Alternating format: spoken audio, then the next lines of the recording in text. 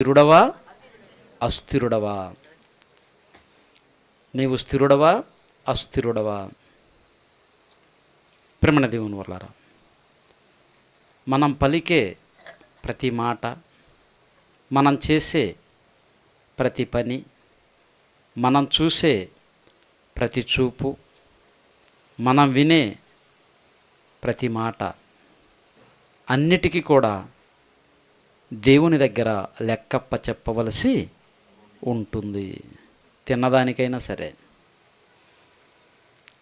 దేవుడు లెక్కలలో దిట్ట. ఆయనతో చాటి ఎవరు లేరు. ప్రేమణ దేవుని వల్లారా, మనం చదివిన భాగాన్ని చూస్తే మనం ఎలా ఉండాలంట? పునాది మీద కట్టబడిన వారు. పునాది మీద ఇల్లు కడతారా, మనుషులను కడతారా? ఇల్లు కడతారు, బిర్జీలు కడతారు, అంతేనా? ఆయన చెప్తుంది, పునాది మీద కట్టబడిన దానితో మనుషుల్ని ఎందుకు పోలుస్తున్నాడు అంటే, పునాది మీద కట్టబడింది ఎలా ఉంటుంది? స్థిరంగా ఉంటుంది, కదల్చబడకుండా ఉంటుంది. దాని మీద పెను తుఫానులు కొడతాయి, భూకంపాలు వస్తాయి, చిన్న చిన్నవి వరదలు వస్తాయి. ఎన్ని వచ్చినా పునాది బాగా ఉన్నది ఏమవుతుంది? తట్టుకొని నిలబడుతుంది, స్టాండర్డ్గా ఉంటుంది, క్వాలిటీ కలిగి ఉండాలి. ప్రేమణ దేవుని వల్లారా, స్థిరము లేని ఇంట్లో ఎవరుంటారు? మీ ఇల్లు ఉందండి, మనం ఉండే ఇల్లు ఉన్నాయి. ఆ ఇల్లు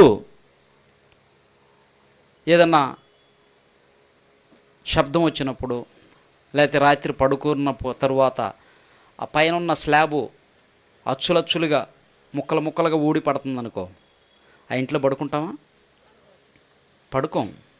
ఎందుకు? రాత్రి నిద్రపోయిన తర్వాత అది నెత్తి మీద పడితే తల పగిలవచ్చు, కడుపు మీద పడితే కడుపు పగలవచ్చు, కాలు మీద పడితే కాలు ఇరగవచ్చు.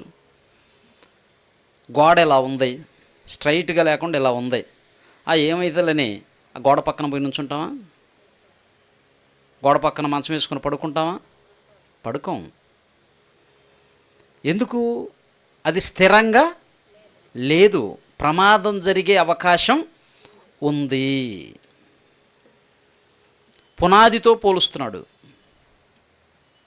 ఇప్పుడు ఒక ఫ్లోర్ ఇల్లు కట్టాలనుకోండి, దానికి ఎక్కువ లోతుకి వెళ్ళవలసిన అవసరత లేదు. ఏదో ఒక 2 అడుగులు పునాది తీసి రాళ్లతో నింపి ఇసుక సిమెంట్ కలిపి పునాది వేసి గోళ్ళగట్టి స్లాబ్ వేస్తే ఉండిపోతుంది. అదే ఒక 4 ఫ్లోర్లు 4 అంతస్తులు కట్టాలనుకోండి, అప్పుడేం చేయాలి? ఇలానే పునాది తీసి వేస్తే ఉండదు. దానికి కాలమ్స్ వేయాలి, ఫుటింగ్స్ వేయాలి, ప్లింత్ బీమ్ వేయాలి, స్లాబ్లో బీములు ఇవ్వాలి, మంచి స్టీల్ వాడాలి. అలా స్టాండర్డ్ కింది నుంచి, బేస్ నుంచి, పునాది నుంచే కరెక్ట్గా ఉంటే కానీ అన్ని ఫ్లోర్లు వెళ్ళలేదు. పునాది సరిగ్గా లేదనుకో, నువ్వు అన్ని అంతస్తులు కడితే కూలిపోతుంది, పడిపోతుంది. ఇది మనందరికీ తెలుసు, అవునా కదా? ప్రార్థన చేస్తూ ఉంటాం. చాలామంది ఏమని ప్రార్థన చేస్తారంటే, ప్రార్థన చేస్తూ ప్రార్థనలోనే మనుషుల దయందును దేవుని దయందును ఈ బిడ్డను వర్ధిల్లింపచేయి. చేస్తామా లేదా? దేవుని దయందు మనుషుల యందు ఈ బిడ్డను వర్ధిల్లింపచేయి అంటున్నావంటే నువ్వు చేస్తుంది దేవునికి కదా. ఆ పైన ఇంకెవరన్నా ఉన్నారా? నువ్వు చేసేదే దేవునికి, దేవునికి పైన ఇంకెవరన్నా ఉన్నారా? నేను చెప్పిన పాయింట్ అర్థమైందా మీకు? ఈ బిడ్డను దేవుని దయ్యందో మనుషుల దయ్యందో వర్ధిల్ల చేయి అని ఎవరికో చెప్తున్నావు, దేవునికి కదా. దేవునికే నువ్వు చెప్తుంది. దేవుణ్ణి మించిన దేవుడు ఉండడా? లేడు. అలాంటప్పుడు ఇంకొకళ్ళకి ఎవరికో చెప్తున్నావు? ఆలోచించారా? చాలామంది ప్రార్థన చేస్తూ నీ దైవజనులను వాడుకో, ప్రార్థనలో దేవునికి చెప్తున్నాం, దేవునికి దైవజనులు ఎవరుంటారు? ఉంటారా? మా దైవజనులను అనొచ్చు. నీ దైవజనులను అన్నామనుకో అర్థం మారిపోతుంది. అవునా కదా? నీ దైవజనులు అన్నామనుకో మనం చేస్తుందే దేవునికి, ఆయనకి దైవం ఎవరున్నారు? ఆయనే దైవం. ప్రేమణ దేవుని వర్లారా, దేవుడిస్తున్నటువంటి మాటలను మనం జ్ఞానయుక్తంగా ఆలోచించాలి. ప్రతి దానిని కరెక్ట్గా ఆలోచించాలి. మనం కూడా చాలాసార్లు చేసి ఉంటాం, నేను చేశాను, మీరు చేసి ఉండొచ్చు. కానీ వాక్యంలోనికి వచ్చిన తరువాత మనం ఎక్కడా కూడా మిస్టేక్ ఉండకూడదు. 2 మాటలే చెయ్యి, పెద్దగా ఎక్కువగా చేయవలసిన అవసరత లేదు. సందర్భాన్ని బట్టి, అక్కడున్న పరిస్థితులను బట్టి, అక్కడున్న సిచ్యువేషన్ బట్టి చేయాలి. ప్రేమణ దేవుని వల్లరా, దేవుడు చెప్తున్న మాటలు మనం చూస్తే మీరు స్థిరంగా ఉండాలి అంటున్నాడు. ఇప్పుడు ఇక్కడి నుంచి మీరు తిరుపతికి బస్సు ఎక్కుతారు. ఎక్కేటప్పుడే డ్రైవరు లేదా కండక్టరు, అయ్యా ఈ బస్సు తిరుపతి వరకు వెళుతుందో లేదో మేము గ్యారంటీ ఇవ్వలేము, స్టీరింగ్ ఇటు తిప్పుతుంటే ఇటు పోతుంది, బ్రేకులు ఫెయిల్ అయిపోయాయి, దీనికి స్థిరత్వం లేదు, ఈ బస్సు మీకు ఇష్టమైతే ఎక్కండి అన్నాడు అనుకో, ఎక్కుతారా? ఎక్కుతామా? ఎక్కం. స్థిరము లేని బస్సు ఎక్కం, స్థిరము లేని ట్రైను ఎక్కం, స్థిరము లేని కారు ఎక్కము, స్థిరము లేని బైక్ ఎక్కం. స్థిరంగా ఖచ్చితంగా ఉన్నదే కావాలి. ఇంకా చెప్పాలంటే ఒక పెళ్ళిగాని అబ్బాయి ఉన్నాడు, అతనికి వివాహం చేయాలి. వివాహం చేసేటప్పుడు ఆ వివాహ సంబంధాన్ని చూడటానికి వెళ్ళినప్పుడు ప్రతి ఒక్కరూ ఏం ఆలోచిస్తారు? తమ కుమార్తెను అక్కడ ఇస్తున్నారంటే ఆ పిల్లవాడి పరిస్థితి ఏంటి, మానసిక స్థితి ఎలా ఉంది, ఆర్థిక స్థితి ఎలా ఉంది, అతను బాగా చదువుకున్నాడా, మంచి ఉద్యోగం ఉందా, అన్నీ చూస్తారా లేదా? చూస్తారు. ఏమన్నా డింకరా, తాగుబోత, ధూమపానం చేసేవాడా, అల్లర్లు చేసి గొడవలు తెచ్చేవాడా, ఇవన్నీ చూసుకుంటారు. వెరీ గుడ్, మంచిది. అన్నీ చూసుకున్న తరువాత అందరూ ఆ చుట్టుపక్కల ఉన్నవారిని కూడా కొంతమందిని వారికి తెలిసిన వారు ఉంటే వాళ్ళని అడుగుతారు, పలానా పిల్లవాడు ఎలా ఉంటాడు, ఏంటి పరిస్థితి, వాళ్ళ కుటుంబ పరిస్థితి ఏంటి అని అడుగుతారు. అడుగుతాం లేదా? సహజంగా అడుగుతాం. అడిగినప్పుడు ఆ చుట్టుపక్కల ఉన్నవారంతా, అయ్యా ఆ పిల్లోడికి ఏమి చాలా మంచోడు, వినయము విధేయత కలిగినవాడు, దైవభక్తి కలిగినవాడు, తల్లిదండ్రులకు లోబడతాడు, మంచిగా పనిచేస్తాడు, చక్కగా చదువుకున్నాడు, అన్నీ బాగున్నాయి, నెంబర్ 1 అన్నింటిలో. కానీ ఒక్క ప్రాబ్లం, చిన్న ప్రాబ్లం, అదేం పెద్దది కాదు అని అన్నారనుకో, సరేలే చిన్నదే కదని ఇచ్చేస్తామా? ఎవరు? ఆ ఒకటేంటో తెలుసుకోవాలి. ఆ ఒకటేంటో తెలుసుకోవాలి. ఏంటయ్యా ఒకటంటే? ఏమి లేదు, అప్పుడప్పుడు మైండ్ స్థిరత్వం ఉండదు, ఎక్కడికో వెళ్ళిపోతాడు, రోడ్లమ్మడి తిరుగుతుంటాడు, మరలా 2 రోజుల తర్వాత వస్తాడు, 3 రోజుల తర్వాత వస్తాడు, 1 వారం తర్వాత వస్తాడు, స్థిరము లేదు. ఆ సమయంలో తల్లిని గుర్తుపట్టడో, తండ్రిని గుర్తుపట్టడో, ఎవరిని గుర్తుపట్టడో అని అన్నారు అనుకో, అన్నీ బాగుండే కదని ఆ స్థిరము లేని అబ్బాయికి అమ్మాయిని ఇచ్చి చేస్తారా? ఇష్టపడతారా? చెయ్యరు. సేమ్ అమ్మాయి వైపైన అంతే. ఆ అమ్మాయి చాలా మంచిదండి, ఇక్కడ తలదించుకొని వెళ్ళిందంటే తన పని ఎక్కడో అక్కడికి వెళ్ళేంతవరకు తలెత్తదు, చాలా గుణవతి అయిన స్త్రీ, చాలా మంచి అమ్మాయి, ఎవరితో ఫ్రెండ్షిప్ చేయదు, తల్లిదండ్రులకు లోబడి ఉంటుంది, పెద్దలంటే గౌరవం మర్యాద ఉంది. కానీ అప్పుడప్పుడు ఎక్కడికి వెళుతుందో తెలియదు, మైండ్ స్థిరత్వం ఉండదు అంటే ఆ అమ్మాయిని చేసుకోవటానికి అబ్బాయి వారు ఇష్టపడతారా? ఇష్టపడరు. స్థిరము లేని ఇల్లు ఇష్టపడం, స్థిరము లేని బస్సు ఎక్కము, స్థిరము లేని అబ్బాయిని కానీ అమ్మాయిని కానీ వివాహం చేసుకోవటానికి ఇష్టపడం. స్థిరంగా ఉండేది కావాలి. ప్రేమణ దేవుని వల్లరా, క్వాలిటీ ఉండాలి. ఇక్కడ తక్కువ మందే ఉన్నారని ఎప్పుడు మీరు ఫీల్ కాకండి. తక్కువ మంది ఉన్నారని ఎప్పుడు ఫీల్గా కాకండి.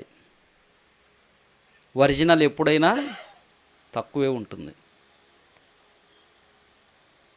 మటన్ షాపు దగ్గర ఎక్కువ ఉంటారా, బంగారు షాపు దగ్గర ఎక్కువ ఉంటారా? జనాలు మటన్ షాపు దగ్గర ఎక్కువ ఉంటారా, బంగారు షాపు దగ్గర ఎక్కువ ఉంటారా? మటన్ షాపు దగ్గర ఎక్కువ ఉంటారు.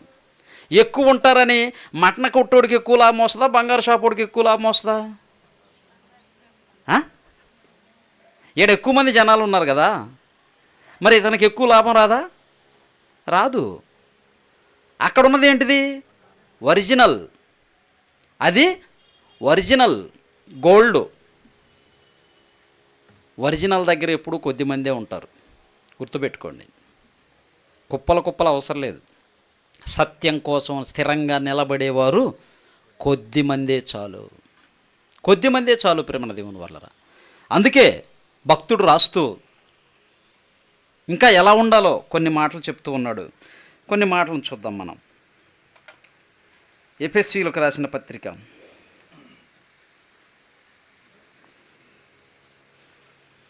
ఎఫెసీయులకు రాసిన పత్రిక 3వ అధ్యాయం 18వ వచనం. ఎఫెసీయులకు రాసిన పత్రిక 3వ అధ్యాయం 18వ వచనం. శక్తి కలిగి ఆయన ఆత్మ వలన బలపరచబడినట్లుగాను క్రీస్తు మీ హృదయములలో విశ్వాసము ద్వారా నివసించునట్లుగాను తన మహిమైశ్వర్యము చొప్పున మీకు దయచేయవలననియు మీరు దేవుని సంపూర్ణతయందు పూర్ణులగునట్లుగా ప్రేమయందు వేరుపారి. ఇక్కడ అంటున్నాడు చూడండి, ప్రేమయందు వేరుపారి స్థిరపడి. ఎలా ఉండాలంట? స్థిరంగా, స్థిరపడి. ఒక చిన్న మొక్క ఉందనుకోండి భూమిలో, అప్పుడే వచ్చింది, ఒక నెల మొక్క కావచ్చు, పట్టుకొని లాగితే వచ్చేస్తుంది. ఎందుకు? దానికి లోపల వేరు ఇంకా సరిగ్గా లేదు. అదే ఒక మహావృక్షమైందనుకోండి, దాని వేర్లు ఎలా ఏడుంటాయి? ఈ గోడ అవతల చెట్టున్నా దాని వేర్లు ఇక్కడ ఉంటాయి. అది లోపల ఎక్కువగా బలంగా ఉంది, దాన్ని పీకగలమా? పీకలేము. ఇక్కడ కూడా మీరు ఎలా ఉండాలంటున్నారంటే వేరుపారి స్థిరంగా, వేరుపారి స్థిరపడి సమస్త పరిశుద్ధులతో కూడా దాని వెడల్పు, పొడవు, లోతు, ఎత్తు ఎంతో గ్రహించుకొనుటకును జ్ఞానమునకు మించిన క్రీస్తు ప్రేమను. ఒక చెట్టు ఎంత ఎత్తు ఎదుగుతుందో భూమిలోకి అంత లోతుగా వేర్లు పాకిపోతాయి. దాని వెడల్పు పెరిగిపోతుంది, ఎత్తు పెరిగిపోతుంది, లోతు పెరిగిపోతుంది. అది ఎలా స్థిరంగా ఉంటుందో దేవునిలో మనము కూడా అలా స్థిరంగా ఉండాలి. దేవుడు అలా కావాలని కోరుకుంటున్నాడు మనలను. ప్రతి ఒక్కరూ అలా కావాలని దేవుడు కోరుకుంటున్నాడు. మరి స్థిరంగా ఉన్నావా? చిన్న రోగం వస్తే ఏం దేవుడు అంటావు? ఏదన్నా చిన్న సమస్య వస్తే అయ్యో దేవుడు నాకే పెట్టాడు అంటావు. ఏదన్నా జరిగితే దేవా నాకేనా నాకేనా అని దేవుని దగ్గర విశ్వాసములో సన్నగిల్లే పరిస్థితిలో ఈరోజు క్రైస్తవులు ఎంతోమంది ఉన్నారు, ఎంతోమంది ఉన్నారు ప్రేమ దేవుని వల్లరా. కానీ పౌలు గారి పరిస్థితి చూస్తే, ఆయన రాస్తున్న మాటలను చూస్తే మనం ఎలా ఉండాలి అంటే స్థిరంగా ఉండాలి, కదల్చబడని వారిగా ఉండాలి. మరొక మాట చూద్దాం. యాకోబు గారు రాసిన పత్రిక, యాకోబు పత్రిక 1వ అధ్యాయం 8వ వచనం. యాకోబు పత్రిక 1వ అధ్యాయం 8వ వచనం. అట్టి మనుషుడు దినమనుష్కుడై తన సమస్త మార్గములయందు అస్థిరుడు గనుక ప్రభువు వలన అస్థిరులైన వాళ్ళు, స్థిరము లేని వాళ్ళు అస్థిరులు. అస్థిరమైన వాడు ఏం కోరుకుంటాడంట? ప్రభువు వలన ఏమైనా దొరుకునేమో అని తలంచుకొనరాదు. అస్థిరులైన వారు ఏదో దొరుకుతుందని వస్తారు దేవుని దగ్గరికి. ఏదో కావాలని వస్తారు, అది దొరకలేదనుకో దేవుణ్ణి విడిచిపెట్టి వెళ్ళిపోతారు. దేవుణ్ణి విడిచిపెట్టి వెళ్ళిపోతారు. అలా ఉండకూడదు మన భక్తి. నీ భక్తి అలా ఉండకూడదు, స్థిరంగా ఉండాలి. దేవుడు కూడా మనల్ని ఏం కోరుకుంటున్నాడని మనం చూస్తే తిమోతికి రాసినటువంటి మొదటి పత్రిక 2వ అధ్యాయం 4వ వచనం. ఆయన మనుషులందరూ రక్షణ పొంది సత్యమును గూర్చిన అనుభవ జ్ఞానము కలవారై ఉండవలనని ఇచ్చయించుచున్నాడు. ఆయనకి ఇష్టం అంట. ఏం చేయాలని? మనుషులందరూ రక్షణ పొందాలి. దేవుని ఇష్టం ఏందయ్యా అంటే మనుషులందరూ రక్షణ పొందాలి. మరి మనుషులందరూ రక్షణ పొందారా? దేవుని ఇష్టం నెరవేరిందా? లేదు. మనుషులందరూ రక్షణ పొందాలని కోరుకున్నాడు, లేదు. అందరూ రక్షణ పొందలేదు. ఈ యొక్క చంద్రగిరి ప్రాంతంలో ఎన్నో వేల మంది ఉన్నారు, కానీ కొద్ది మందే ఉన్నారు ఇక్కడ రక్షణలో. మనుషులందరూ రక్షణ పొందాలనుకున్నాడు, పొందలేదు. ఆ తరువాత రక్షణ పొందిన వారు ఎలా ఉండాలని కోరుకున్నాడు? సత్యమును గూర్చిన, అంటే వాక్యమును గూర్చిన అనుభవ జ్ఞానం కలిగి ఉండాలి. ఎవరు వీళ్ళు? రక్షణలోనికి వచ్చిన కొద్ది మంది. మరి ఈ కొద్ది మందిలో ఉన్నవారందరూ సత్యమును గూర్చిన అనుభవ జ్ఞానం కలవారుగా ఉన్నారా? లేరు. 5 సంవత్సరాలు, 10 సంవత్సరాలు, 15 సంవత్సరాలు, 20 సంవత్సరాలు గడిచినా నీకు వాక్యంలో అనుభవము లేదు, స్థిరత్వం లేదు, ఒక పునాది లేదు సరిగ్గా నీకు. ఎందుకు? నువ్వు మనస్సు పెట్టలేదు, నీ మనస్సుని వాక్యం పైన కేంద్రీకరించలేదు. మనం ఎప్పుడు కూడా ప్రభువుతో అనునిత్యము అనుసంధానమై ఉండాలి. ఖాళీ టైంలో ఊరికే సెల్లు చూసుకుంటూ, ఏవేవో పనికిరాని వ్యర్థమైన వాటిని అన్నింటినీ చూసుకుంటూ, రీల్స్ చూసుకుంటూ సమయాన్ని వ్యర్థం చేసుకుంటున్నావా? వాక్యం విను. పాటలు పెట్టుకుని పాటలు విని అంటులు దొంగతున్నావు, ఖాళీగా ఉంటావు. అలాంటప్పుడు ఏం చేయాలి? పాటలు పెట్టుకొని విను, వాక్యం పెట్టుకొని విను. బట్టలు ఉతుకుతావు, బట్టలు ఉతికేటప్పుడు ఆన్ చేసుకొని పాటలు పెట్టుకొని విను, వాక్యం విను. నీకు తెలియకుండానే నీ మదిలోనికి దేవుని మాటలు వెళ్ళిపోతూ ఉంటాయి. అనుభవపూర్వకంగా చెప్తున్నవి.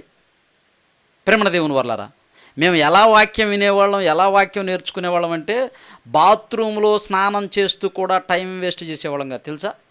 సెల్ ఆన్ చేసి వాక్యం అయితే వాక్యం, పాటలైతే పాటలు పెట్టుకొని వింటూ నేర్చుకున్నాం. అలా నేర్చుకున్నాం. ఎప్పుడు నీకు అలాంటి ఇంట్రెస్ట్ రావాలి? వాక్యం పట్ల భయము, భక్తి కలిగి ఉండాలి. దేవుడేమో అందరూ రక్షణ పొందాలనుకున్నారు, అందరూ రాలేదు, కొందరు వచ్చారు. వచ్చిన వారు సత్యమును గూర్చిన అనుభవ జ్ఞానంలో ఉండాలనుకున్నాడు, అది కూడా నెరవేరటం లేదు. స్థిరంగా ఉన్నావా? ప్రభువులో స్థిరంగా ఉన్నావా? నీ విశ్వాసం స్థిరంగా ఉందా? ఒక స్థిరము లేని అబ్బాయికి కానీ, స్థిరము లేని అమ్మాయికి కానీ ఇష్టపడం. స్థిరము లేని ఇల్లుని ఇష్టపడం, స్థిరము లేని బస్సుని ఇష్టపడం, బైక్ని ఇష్టపడం. ప్రతిదీ కూడా మనకి స్థిరమైనది కావాలని కోరుకుంటాం. ప్రతిదీ కూడా మనకు స్థిరమైనది కావాలి. స్థిరాస్తి, చరాస్తి. స్థిరాస్తులు ఉన్నాయి, చరాస్తులు ఉన్నాయి. స్థిరాస్తి అంటే ఏంటి? స్థిరాస్తి, చరాస్తి. చరాస్తికి స్థిరాస్తికి డిఫరెంట్ ఏంటి తెలుసా? ఏమో కొంతమంది చెప్తున్నారు. మరి స్థిరాస్తి అంటే కదల్చబడనిది. ఇక్కడ ఇల్లు కట్టుకున్నారు 10 లక్షలు పెట్టి, తీసుకొని పోగలరా? రాదది. నీకు ఒక 5 ఎకరాల భూమి ఉంది, ఆ భూమిని తీసుకొని నువ్వు వేరే ఊరు వెళ్తున్నావు, తీసుకొని పోగలవా? అది స్థిరాస్తి, కదల్చబడనిది. అది అక్కడే ఉంటుంది. ఒక 10 కేజీలు బంగారు సంపాదించుకున్నావు, తీసుకొని పోగలవా లేదా? 10 తులాలు బంగారం ఉంది నీకాడ. మన దగ్గర ఊరికాడ 1 కేజీ గోల్డ్ లేదులేండి, 1 కేజీ గోల్డ్ లేదు. 10 తులాలు బంగారం ఉంది నీకాడ, తీసుకొని వెళ్ళగలవా లేదా? ఒక 10 లక్షల డబ్బులు ఉన్నాయి, తీసుకొని వెళ్ళగలవా లేదా?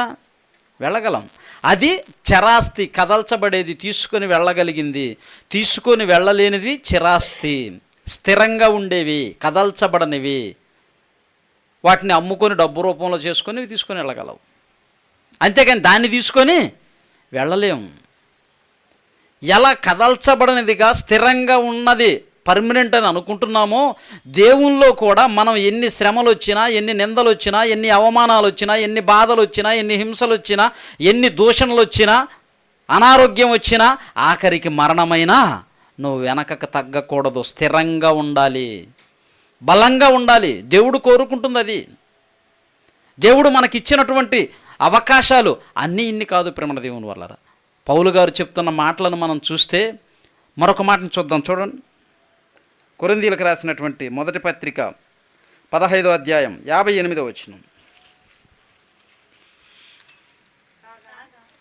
పౌలు గారు రాసినటువంటి పత్రిక, కొరింథీయులకు రాసిన మొదటి పత్రిక 15వ అధ్యాయం 58వ వచనం. కాగా నా ప్రియ సహోదరులారా, మీ ప్రయాసము ప్రభువునందు వ్యర్థము కాదు.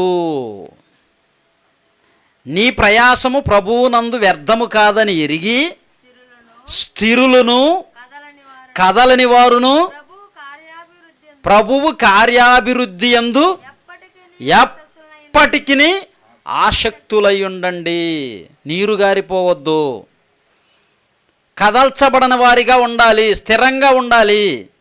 ఎవరన్నా సంఘంలో ఒక మాట అన్నారనుకో, ఇక మీ ఇంట్లో మీ నాన్న ఒక మాట అన్నాడు, వదిలేస్తావా?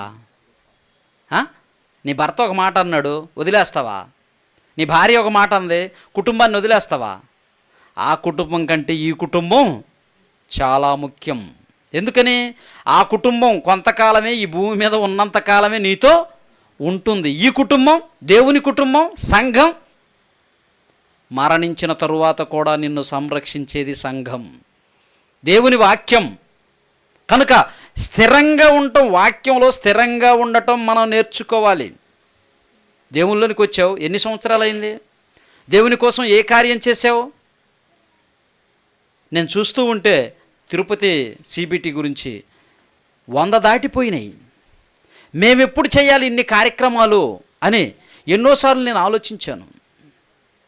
ప్రేమణ దేవుని వల్లరా, అన్ని కార్యక్రమాలు చేయాలంటే ఎంత ఓపిక ఉండాలి, ఎంత ఖర్చుతో కూడుకున్నది, ఎంతమందికి వాక్యాన్ని అందించి ఉంటుంది ఆ సంఘం.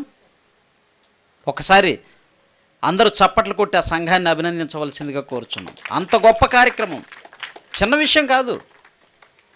మేం చేస్తున్న పరిచర్య కూడా చూస్తూ ఉంటే ఇంతకంటే ఇంకా బాగా చేయాలి అని ఆశపడుతూ ఉన్నాం. మొన్న వచ్చినప్పుడు చూస్తే ఆ ఫైల్స్, ఆ ఫోటోలు అవన్నీ మెయింటైన్ చేయటం అమ్మో చిన్న విషయం కాదు.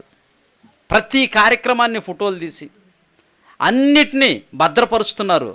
నీ దగ్గరుండా 500 రూపాయల నోటో లేదా తీసి గవర్నమెంట్ తీసి పక్కన పడేసినటువంటి 2,000 రూపాయల నోట్లో కట్టలు తీసుకుని వెళ్ళి దేవుని దగ్గర పెట్టావనుకో, చూసి వెరీ గుడ్ నాన్న వచ్చేయి అంటాడా? తీసి పక్కన పడే చిత్తు కాగితాలు అయ్యి.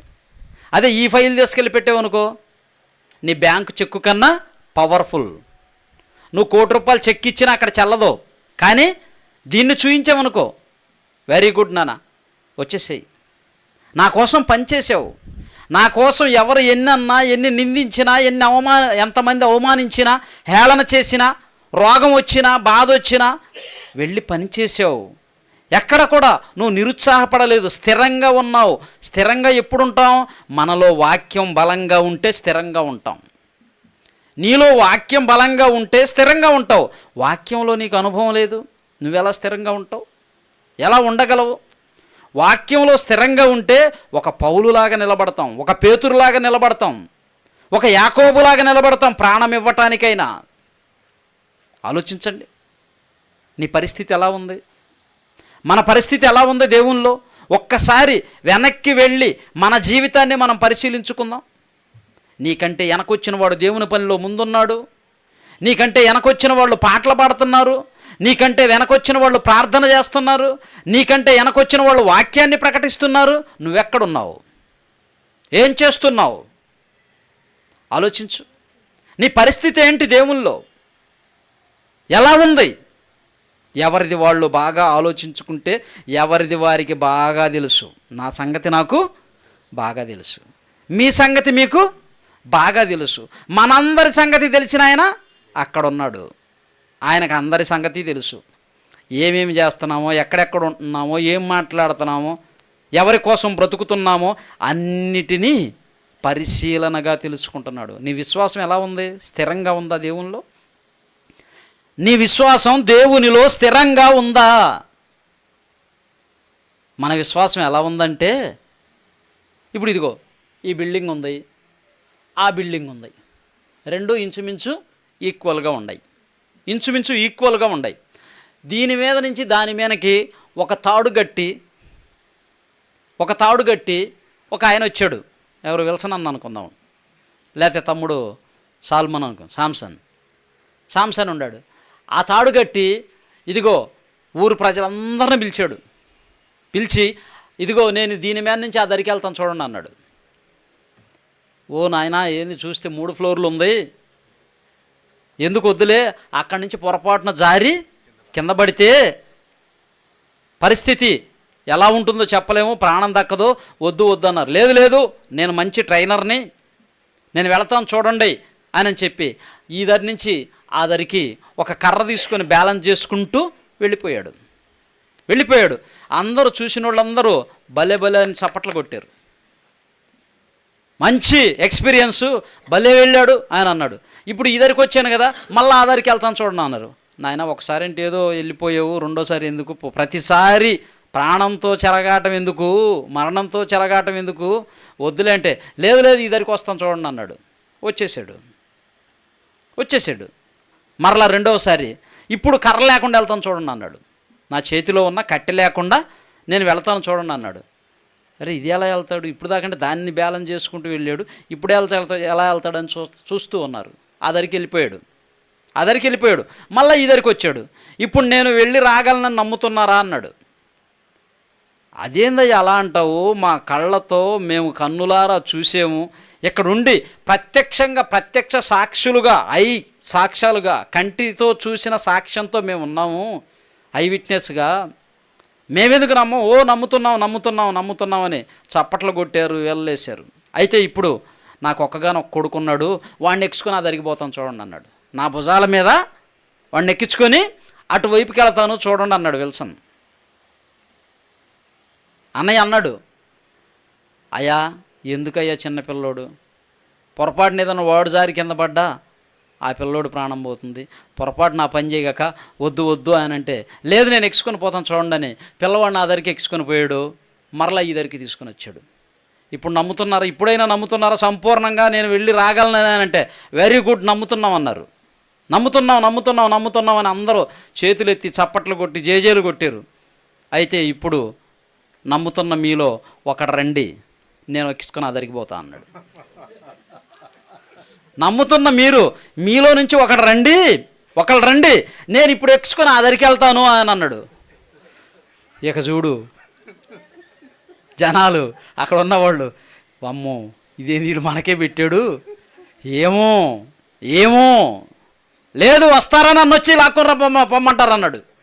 మీరు వస్తారా, లేకపోతే నేనే వచ్చి మిమ్మల్ని లాక్కొని పోతానని చెప్పి ఆ నుంచి దిగి పరిగెత్తుకుంటూ వస్తున్న వీళ్ళకి ఏడొక్కళ్ళు లేరు. పరుగో వెళ్ళిపోతున్నారు. ఏమో ఎక్కడో గూడు కట్టుకుని ఉంది అట్టడుగున లోపల, ఒకవేళ పడితే నీ విశ్వాసం అలా ఉందా? ఒకవేళ యేసు వస్తాడో రాడో, ఇది నిజమో అబద్ధమో, నీకు లోతైన వాక్య అనుభవం ఉంటే అనుమానం రాదు. యోహాను గారు గొప్పగా చెప్పాడు యేసుక్రీస్తు గురించి, కానీ ఆయన చెరసాలలోకి పోయిన తరువాత ఒక్క మాట అన్నాడు, రాబోవాడవు నీవేనా? బాప్తిజం ఇచ్చే యోహాను గారు, రాబోవాడవు నీవేనా? మరి ఒకని కోసం మేము ఎదురు చూడాలని శిష్యులను పంపించాడు.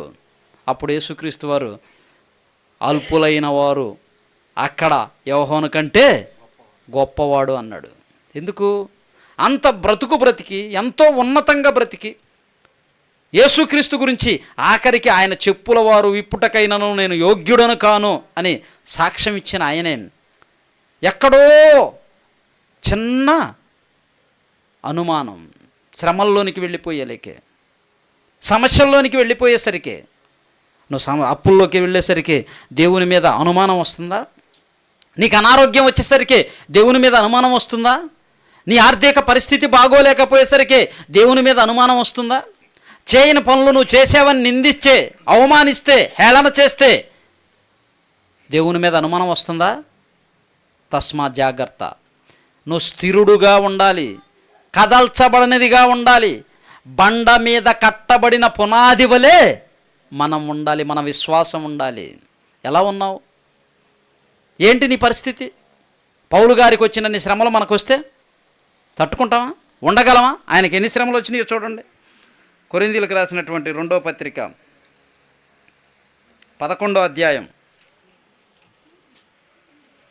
కొరింథీయులకు రాసినటువంటి 2వ పత్రిక 11వ అధ్యాయం 23.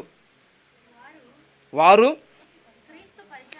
క్రీస్తు పరిచారకుల వెర్రివాని వలె మాటలాడుచున్న నేనును మరి ఎక్కువగా క్రీస్తు పరిచారకులను మరి విశేషముగా ప్రయాసపడితిని, అనేక పర్యాయములు చెరసాలలో ఉంటిని, అపరిమితముగా దెబ్బలు తింటిని, అనేక మారులు ప్రాణాపాయములో ఉంటిని, యూదుల చేత 5 మారులు 1 తక్కువ 40 దెబ్బలు తింటిని, 3 బెత్తములతో కొట్టబడితిని, ఒకసారి రాళ్లతో కొట్టబడితిని, ఒకసారి ఓడ పగిలి శ్రమపడి తిని, ఒక రాత్రింబగళ్ళు సముద్రములో గడిపి తిని, అనేక పర్యాయములు ప్రయాణములలోను, నదుల వలనైనను, అమ్మ ఆపదలలోను, దొంగల వలనైన ఆపదలలోను,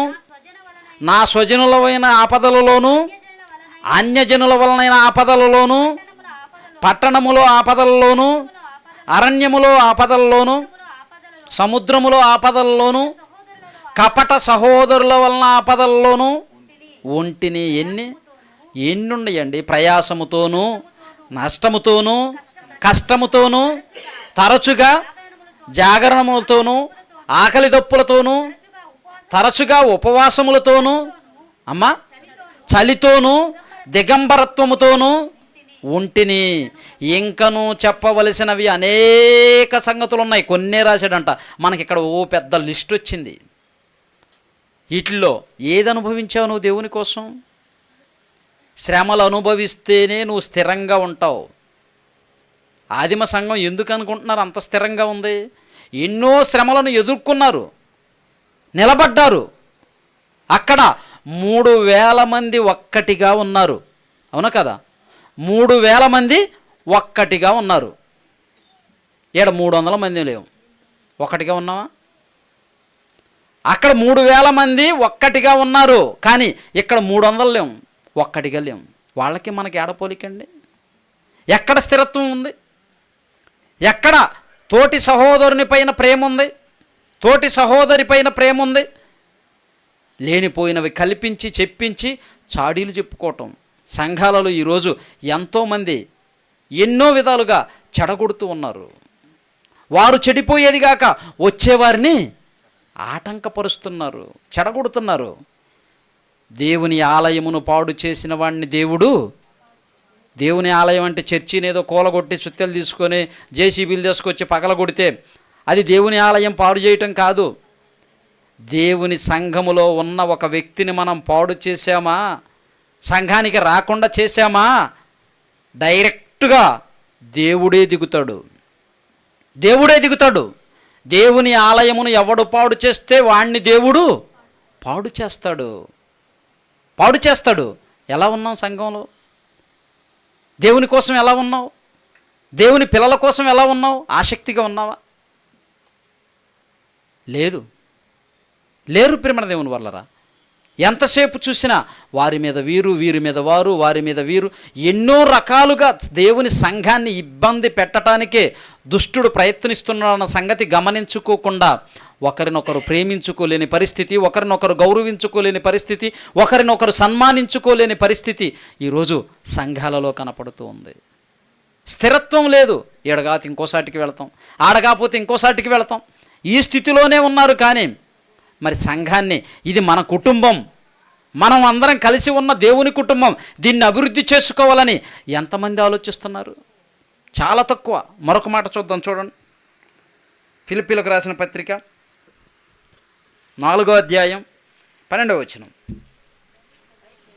ఫిలిప్పీలకు రాసిన పత్రిక 4వ అధ్యాయం 12వ వచనం.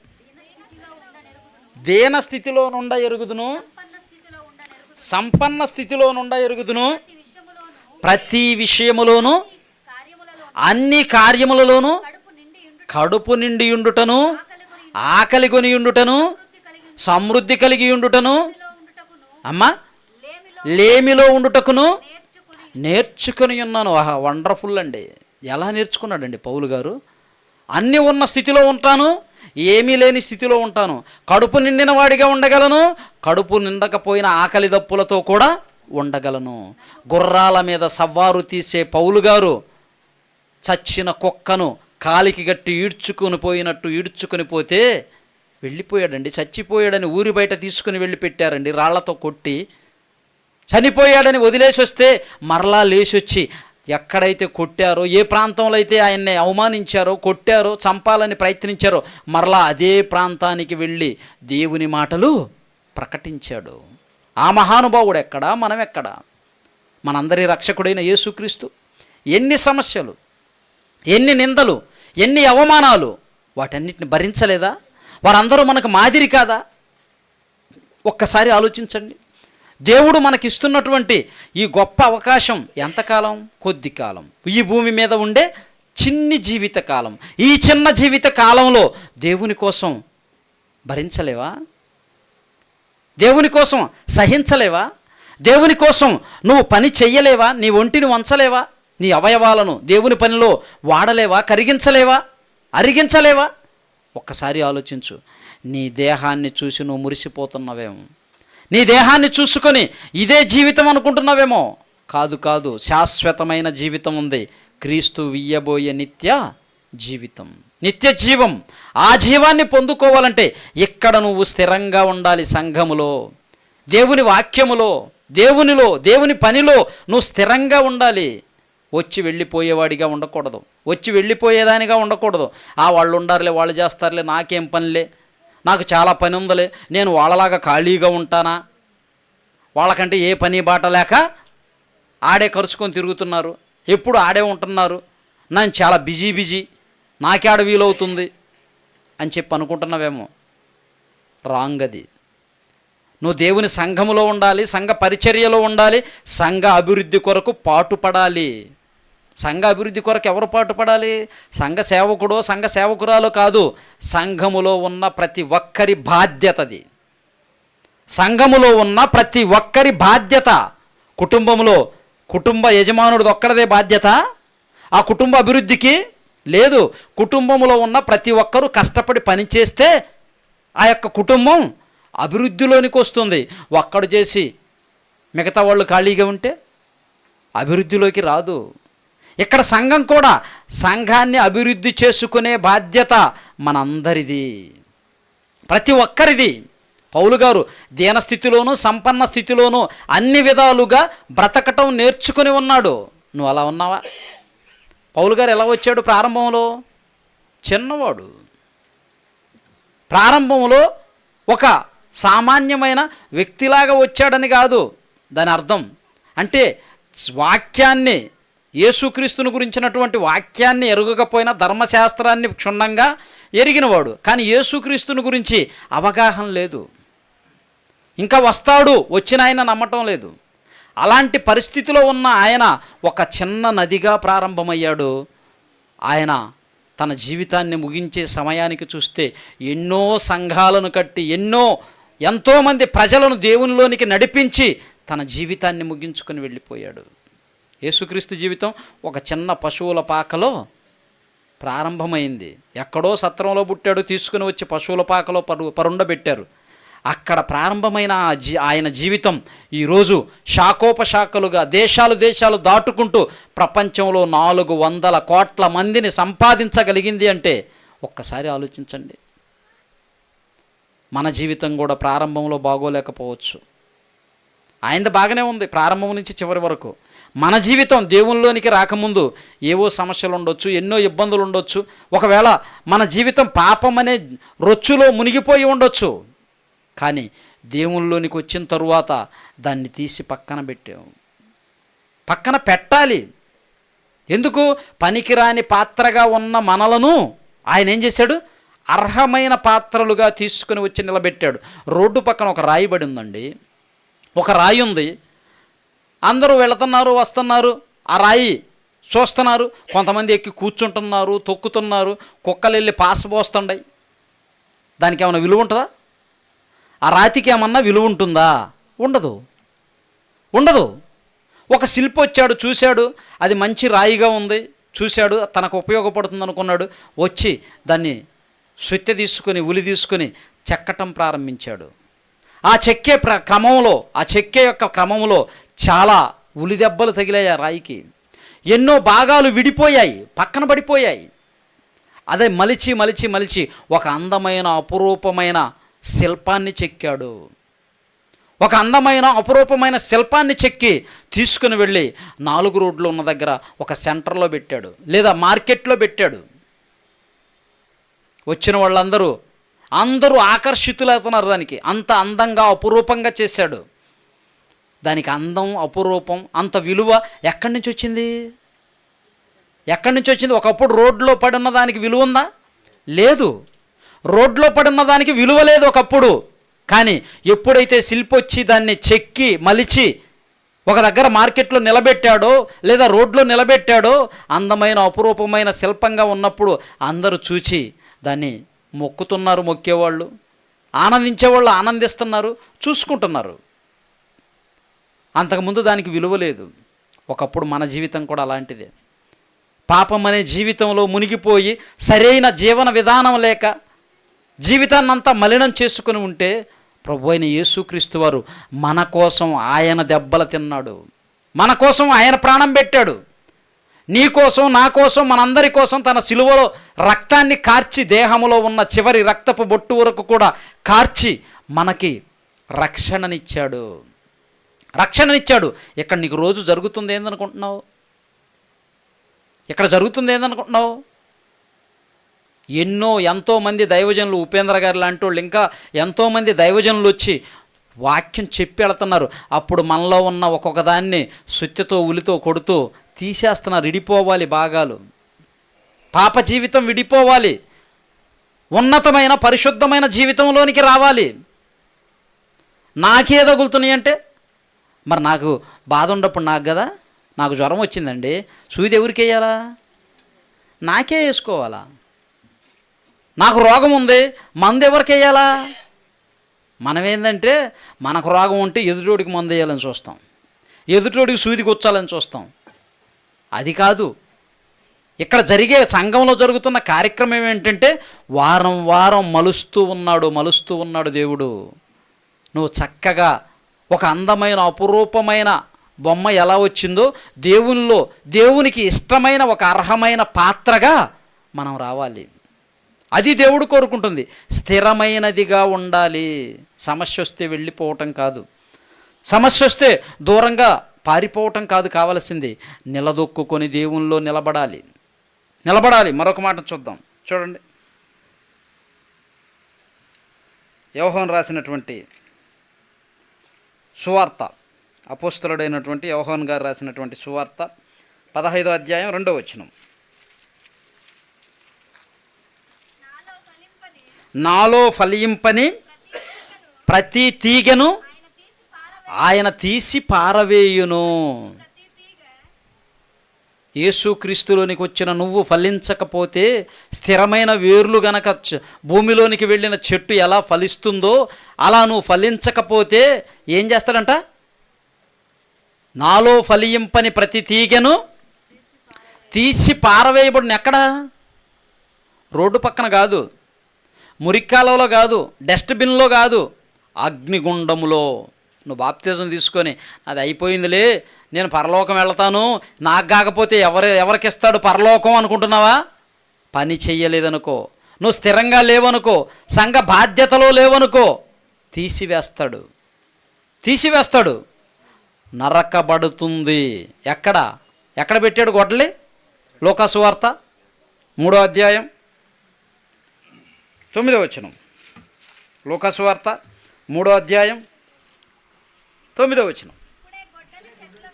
ఇప్పుడే గొడ్డలి చెట్ల వేరున ఉంచబడి ఉన్నది గనుక మంచి ఫలము ఫలించని ప్రతి చెట్టు నరకబడి అగ్నిలో వేయబడును.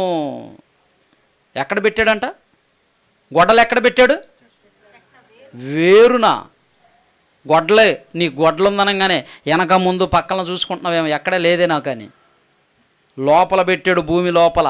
ఇది పైన నరిగితే ఇగురు పెడుతుందని ఏరుగు పెట్టాడు. ఏరుగు పెడితే మరలా ఇగురు పెట్టడం కష్టం. ఏ స్థితిలో ఉన్నామో ఒక్కసారి ఎవరికి వాళ్ళు ఆలోచించుకుంటే మంచిది. ఎందుకు మరి ఇన్ని సంవత్సరాలు అయింది? వెళ్ళి పౌలు గారు చెప్తున్నాడు హెబ్రీయులకు రాసిన పత్రికలో. చూడండి, హెబ్రీయులకు రాసిన పత్రిక 5వ అధ్యాయం 12వ వచనం. హెబ్రీయులకు రాసిన పత్రిక 5వ అధ్యాయం 12వ వచనం. కాలమును బట్టి చూస్తే మీరు బోధకులుగా ఉండవలసిన వారై ఉండగా దేవోక్తులలో మొదటి మూలపాఠములను ఒకడు మీకు మరలా బోధించవలసి వచ్చెను. ఎన్ని సంవత్సరాల నుంచి ఉండగానే మరలా బోధించవలసి వస్తుందంట. మీరు వచ్చిన కాలాన్ని చూస్తే మీరు ఏమై ఉండాలంట? బోధకులుగా ఉండవలసిన వారై ఉండగా. కానీ మీ పరిస్థితి చూస్తే మరలా మొదటి నుంచి చెప్పవలసిన పరిస్థితి వస్తుంది. మా పిల్లవాడు 5వ క్లాసు 4 సంవత్సరాలు చదివారండి. అబ్బా, ఇలాంటి గొప్పవాళ్ళు లేడు అని దండేస్తావా? వేస్తావా? ఎందుకని? వచ్చినవాడు సంవత్సరం గడిచే కొద్దీ వాడు ఏమవ్వాలి? క్లాసుల మీద క్లాసులు పెరగాలి. నర్సరీలో జాయిన్ అయినోడు హై స్కూల్కి వెళ్ళాలి, హై స్కూల్ అయిపోయిన తర్వాత కాలేజీకి వెళ్ళాలి, ఆడ నుంచి మాస్టర్ డిగ్రీకి వెళ్ళాలి, యూనివర్సిటీకి వెళ్ళాలి. 10 ఏళ్ళు 10th క్లాస్ చదివాడు అనుకోండి, ఇలాంటి గొప్పవాళ్ళు లేడని దండేస్తారా? మరి నీ వచ్చిన కాలం ఏంటి? నువ్వు వచ్చిన కాలం ఏంటి? నువ్వు ఉన్న పరిస్థితి ఏంటి? ఒక్కసారి ఆలోచించండి ప్రేమ దేవుని వల్ల. దేవుడు మన పట్ల ఇష్టం కలిగి ఉండాలి అంటే మనము సత్యమును గూర్చిన అనుభవ జ్ఞానము కలవారమై ఉండాలి, స్థిరమైన పునాది కలిగిన వారముగా ఉండాలి దేవునిలో. దేవుడు కోరుకుంటుంది అది. ప్రతిదీ నువ్వు మంచిది కోరుకోవట్లేదా? ఒక బయటికి వెళ్ళావనుకో, మంచి ఫుడ్డు, మంచి భోజనం ఉండే హోటల్ ఎతుకుతావు. ఒక్క పూట 10 నిమిషాలు తినే ఆహారం కోసం, ఆ 10 నిమిషాలు ఉండే నాలుక మీద రుచి కోసం మంచి హోటల్ ఎతుకుతామా లేదా? వెతుకుతాం, అడుగుతాం పక్కవారిని, ఈ ప్రాంతంలో ఎక్కడ హోటల్లో భోజనం బాగుంటుంది? ఒక్క పూట భోజనానికి మంచి హోటల్ ఎతుకుతావు. మనకు వచ్చిన రోగానికి మంచి వైద్యాన్ని వెతుకుతావు, మంచి డాక్టర్ని వెతుకుతావు. ఎక్కడ ఏ డాక్టర్ మంచిగా చూస్తాడు? ఎంతమందిని కలవలేదు. ఎన్నో హాస్పిటల్స్కి వెళ్ళి రోగాన్ని నయం చేసుకోవాలని మంచి భోజనం కోసం వెతికావు, మంచి వైద్యం కోసం వెతికావు, మంచి చెప్పుల కోసం 6 నెలలు వేసుకుంటే అరిగిపోయే చెప్పుల కోసం ఎన్ని షాపులు తిరగలేదు? 1 సంవత్సరం వేసుకుంటే వెళ్ళిపోయే బట్టల కోసం ఎన్ని షాపులు తిరగలేదు? మంచి బోధ కోసం వెతుకుతున్నావా? మంచి వాక్యం కోసం వెతుకుతున్నావా? లేదు. ఏదో ఒకటి సర్దుకుపోతున్నావు జీవితాన్ని. సర్దుకుపోవటానికి దేవుడు మనలాంటి వాడు కాదు. సర్దుకునేవి ఆయన దగ్గర ఉండవు. సరిచేయటం ఉంటుంది. కనుక ఇక్కడ ఉండగానే మనలో ఉన్న వాటిని సరిచేసుకుని దేవునిలో స్థిరంగా ఉండాలి. దేవునిలో స్థిరంగా ఉండాలి ప్రేమ దేవుని వల్లరా. మరొక మాటను చూద్దాం. లూకాసు వార్త 13వ అధ్యాయం 6వ వచనం.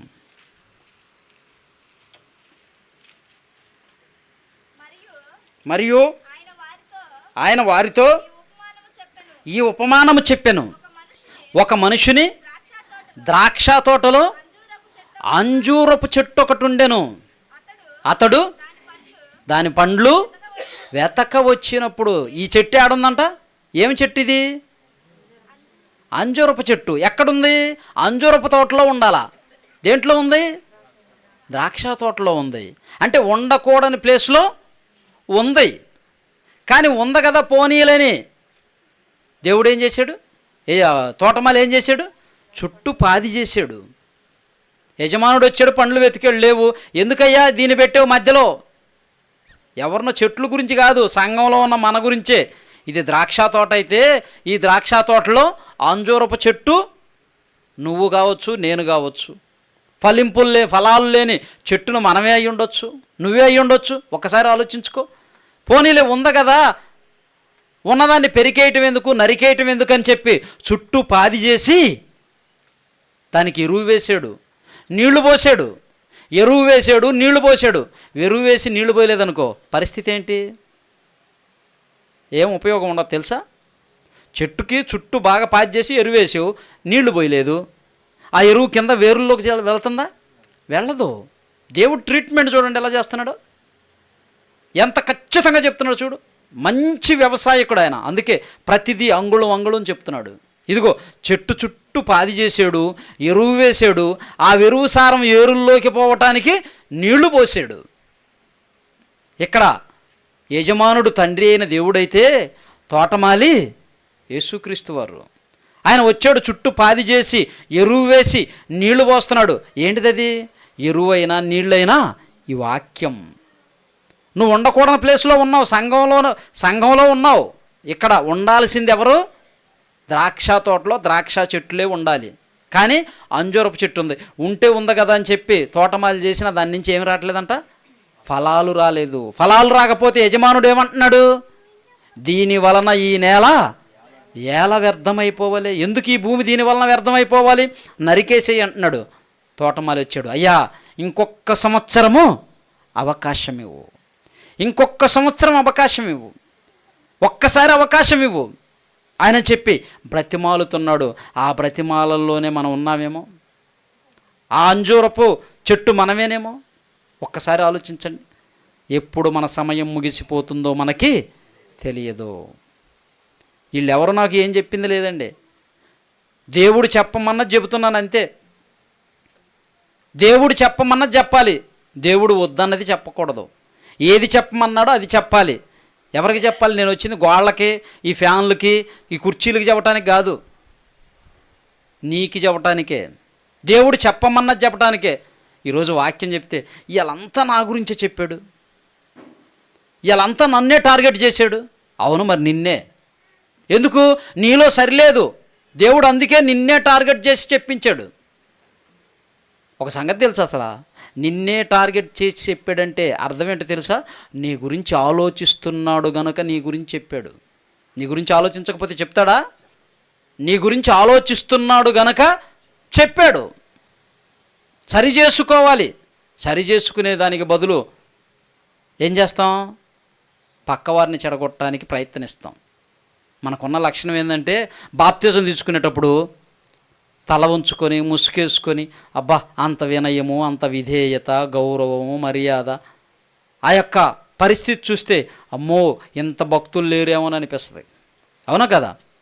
ఆ బాప్తిజం తీసుకునేటప్పుడు అందరూ మన కళ్ళు చూస్తూ ఉంటారు, మనం మాత్రం పాస్టర్ గారి వైపు, సేవకుడి వైపు, దేవుని వైపు. దేవుడు నేనే, ఇంకెవరు నాకు లేరు అన్నట్లుగా అంత భక్తిగా ఉంటాం. ఆ బాప్తిజం తీసుకున్నప్పుడు అందరూ మన వైపు చూస్తూ ఉంటారు.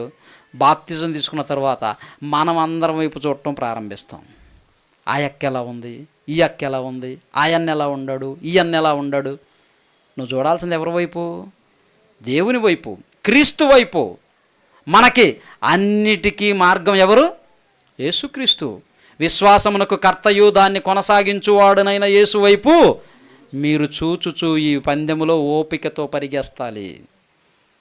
నిందలు, అవమానాలు, ఎన్నో అపహేళనలు, రోగాలు, బాధలు, ప్రాణాపాయాలు ఎన్నో వస్తాయి. వచ్చినా కానీ కదల్చబడని వారిగా ఉండాలి, స్థిరులుగా ఉండాలి. ఉండలేదంటే అర్థం ఏంటి? ఒకసారి ఆలోచించు. ఒక కుండ ఉందండి, ఒక కుండలో గ్లాస్తో, చెమ్ముతో లేదా గ్లాస్తోనో నీళ్లు పోస్తూ ఉన్నాం. పోస్తూ ఉండగా ఆ కుండ ఏం కావాలి? ఒక కుండ పెట్టాము. కుండ అంటే అర్థం కదా, బిందె అనుకుందాం లేదా బొంగ అనుకుందాం. మీ భాషలో ఏమంటారు? ఇక్కడ ఏమంటారు తల్లి? కుండేనా? కుండ పెట్టాము. జగ్గముడి జగ్గు లేదా చెమ్మముడి చెమ్ము నీళ్లు తెచ్చి పోస్తూ ఉన్నాం. పోస్తూ ఉండగా కుండ ఏమవుతుంది? నిండుతుంది కదరా? కరెక్టు, నిండుతుంది, నిండాలి, కానీ నిండటం లేదు. కారణం ఏంటి? ఎక్కడో ప్రాబ్లం ఉంది, ఎక్కడో ప్రాబ్లం ఉంది, దానికి ఎక్కడో బెజ్జం పడింది. నువ్వు పోసిన నీళ్ళన్నీ కారిపోతూ ఉన్నాయి, వెళ్ళిపోతూ ఉన్నాయి. అది ఇంకెందుకు నిండిద్ది? నిండదు. అది నిండాలంటే ఏం చేయాలి? ఫస్ట్ ఆ బెజ్జానికి సిమెంటు వేసి దాన్ని అరికట్టాలి, దాన్ని బంధించాలి. ఒక గుడ్డ పెట్టైనా ఆ బెజ్జాన్ని బంధిస్తే, దాన్ని క్లోజ్ చేస్తే అప్పుడు నువ్వు పోసిన నీళ్ళని నిలబడి కుండ నిండుతుంది. నీ కుండ నిండటం లేదు అంటే కారణం ఏంటి? నీకెక్కడో బెజ్జం పడింది. వారం వారం పోస్తున్న ఈ వాక్యం అంతా బయటికి వెళ్ళిపోతుంది, హృదయంలో లేదు. బెజ్జం పడిన పాత్రగా, బెజ్జం పడిన కుండగా ఉన్నావా? దాన్ని అరుకట్టుకొని దేవునిలో స్థిరంగా ఉంటావా? ఆలోచించు, ఒక్కసారి ఆలోచించి ఈ రాత్రి దేవుడు ఎందుకో తన మాటలను ఈరోజు నిన్నే టార్గెట్ చెప్పించాడేమో. ఇప్పుడు ఇక్కడ ఉన్నవారిలో నేను ఎంతమందికి తెలుసు? ఇప్పుడే నన్ను ఫస్ట్ టైం చూస్తున్న వాళ్ళు ఎవరన్నా ఉన్నారా? దేవునికి స్తోత్రం. ఇంతమందికి నన్ను దేవుడు ఈరోజు పరిచయం చేశాడు అన్నయ్య గారి ద్వారా. అందును బట్టి కృతజ్ఞతలు. ప్రేమణ దేవుని వల్లరా, మనం అందరం కూడా దేవునిలో ఉండాలనే ఆయన ప్రయాస, ఆయన చేస్తున్న పని వ్యర్థం కాకూడదనే ఎన్ని ఆలోచనలండి. నిద్ర కూడా పట్టదండి, మీకు తెలుసులేదు. నా దగ్గర ఒక పిక్చర్ ఉంది, ఫోటో. సేవకుడు ముందు పక్క నవ్వుతూ ఉంటాడు, వెనకాలన్నీ కత్తులు, బళ్ళాలు, ఈటెలు అన్నీ దిగుంటాయి ఈపిలో. చూసారా ఆ ఫోటో? చూసారు ఎవరన్నా? ముందు మాత్రం చాలా నవ్వుతూ ఉంటాడు, వెనకాల మాత్రం ఎన్నో సమస్యలు. వాటి కోసం ఒక్కసారి వెనక్కి తిరిగి చూశాడా అయిపోతుంది. ఎప్పుడు నవ్వుతూ ఉండాలి, ఎప్పుడు వచ్చిన మిమ్మలను ప్రేమగా పలకరించాలి, మీకు అవసరాలు తీర్చేవాడిగా ఉండాలి, మిమ్మలను గౌరవించేవాడిగా ఉండాలి. అలా ఉంటేనే సేవ జరుగుతుంది. దేవుని సేవలో చాలా కష్టాలు ఉంటాయి, చాలా సమస్యలు ఉంటాయి, చాలా ఇబ్బందులు ఉంటాయి. నా దగ్గర నేను చేసే పనిలో, నా కంపెనీలో, నా కంపెనీ రిజిస్ట్రేషన్ ఉంది, ఫర్మ్ ఉంటుంది, దానికి జిఎస్టీ ఉంటుంది. నా దగ్గర 500 మంది వర్కర్లు ఉండేవాళ్ళు, 500 మంది వర్కర్లు ఉండేవాళ్ళు. 500 మందిని ఫైనాన్షియల్గా ఒక్క సూపర్వైజర్ లేకుండా అన్నీ నేనే మెయింటైన్ చేయగలిగిన వాడిని. ఒక్క చేత్తో, సింగిల్ చేత్తో వేళ్ల మీద లెక్క పెట్టినట్టు అందరిని నడిపించగలిగేవాడిని. కానీ ఎప్పుడైతే సంఘ బాధ్యతలు తీసుకున్నానో 100 మందిని నడిపించడానికి 100 సార్లు ఆలోచించాల్సి వస్తుంది. ఎందుకు? 100 రకాల మైండ్లు. మన పరిస్థితి అండి, ఇంట్లో ఒక 2 కేజీలు చికెన్ తెచ్చుకొని వండుకొని కానీ తినగలమా లేదా? తినగలం. అందరం ఆ పరిస్థితిలో ఉన్నాం. కానీ ప్రార్థన దగ్గర వెళ్ళారు, ఆ వడ్డించే ఆయన 1 గంటే వేసాడు. పరిస్థితి ఏంటి? 1 గంటే వేసాడు. పరిస్థితి ఏంటి? కిందికి మీదికి చూస్తాడు, గుర్తుపెట్టుకుంటాడు. నాకు 1 గంటే వేసాడు, నేను రావాలనా? వాళ్ళ ఇంటికాడ పెట్టినప్పుడు నాకు 1 గంట వేసాడు, వాళ్ళ ఇంటికి నేను ఎందుకు పోతాను? ఇంటికాడ 1 గంట కాదు 4 గంటలు వండుకొని తిను. ఎవరు కాదన్నారు? తెచ్చుకునే స్తోమత లేదా? అక్కడేసే 1 గంట గురించి ఎందుకు నువ్వు దేవునిలో నీరసమైపోతున్నావు, సన్నగిల్లిపోతున్నావు, చిన్న ప్రాబ్లాన్ని పెద్దది చేసుకుంటున్నావు, నీతో పాటు పక్కనున్న వాళ్ళని చెడగొడుతున్నావు, వాళ్ళకేదో చెప్తున్నావు? తప్పు, ముమ్మాటికి తప్పది. ఇంటి దగ్గర 2 కేజీలు తెచ్చుకొని వండుకొని తిను, 1 పూట కాదు 2 పూటలు తిను. ఏమవుతుంది? ఏడేసే ఒక్కదానికోసం ఎందుకు సంఘంలో గలిబిలి? అందుకే భోజనాలు పెట్టాలన్నా కానీ మా సంఘంలో చాలామంది భోజనాల విషయంలో మేమేమనలేదండి, వాళ్ళు అనుకో నువ్వు తీసుకెళ్తావని గొడవలు వచ్చి కొంతమంది వెళ్ళిపోయారు. 1 పూట భోజనం కోసం తన జ్యేష్ఠత్వపు హక్కును పోగొట్టుకున్న భ్రష్టుడైన ఏశావు వంటివాడు నువ్వేనేమో, మనమేనేమో. ఒకసారి ఆలోచించండి. ఇలాంటివి చాలా ఉన్నాయి, చెప్పాలంటే సమయం అయిపోయింది. చాలా ఉన్నాయి, వాటిని పట్టించుకోకండి. ఎవరన్నా తెలిసో తెలియకో ఒకవేళ తప్పుగా మాట్లాడినా, ఒకవేళ ఆకలితో ఉండి 1 ముద్ద తిన్నా సహించండి. నీకు లేకపోయినా భరించు, ఇంటికెళ్ళి తిను. ఇంటికెళ్ళి తినండి. ఇంకా చెప్పాలంటే మీ ఆరోగ్యాన్ని మీరు కాపాడుకోవాలి. మీ దగ్గర ఉన్న ఆస్తులు పంచుకుంటారు, మీ దగ్గర ఉన్న రోగాలు ఎవరు పంచుకోరు తెలుసా? నీకు ఇచ్చిన దేహాన్ని నువ్వు పవిత్రంగా కాపాడుకోవాలి దేవుని పని కోసం. నీ దగ్గర 10 లక్షల డబ్బులు ఉన్నాయి, పంచుకునే వాళ్ళు భార్య ఉంటుంది, పిల్లలు ఉంటారు, అన్నదమ్ములు ఉంటారు, ఎంతోమంది ఉంటారు. నీ దగ్గర బీపీ, షుగరు, హార్ట్ అటాకు, మరొక రోగం ఉంది, తలా ఒకటి పంచుకుంటారా? పంచుకోలేరు. అందుకే నీ ఆరోగ్యం నీ చేతిలో ఉండాలి, నువ్వు కాపాడుకోవాలి. ఇంత బిర్యానీ తిన్నావే, చేతికి అయ్యింది ఎంత? మన చేతికి అయ్యింది ఎంత? కడుపులోకి పోయింది ఎంత? చేతికి అయింది కొంచెం, కడుపులోకి పోయింది కంచం. ఈ చేతికే నీ కొంచాన్ని నిమ్మకాయ వేసి, సోప్ వేసి, హ్యాండ్ వాష్ చేసి శుభ్రంగా కడుగుతావే, మరి కడుపులోకి పోయిందని ఎప్పుడన్నా కడిగేవా? నీ పేగులు తీసి కడుక్కున్నావా? నీ గుండె తీసి కడుక్కున్నావా?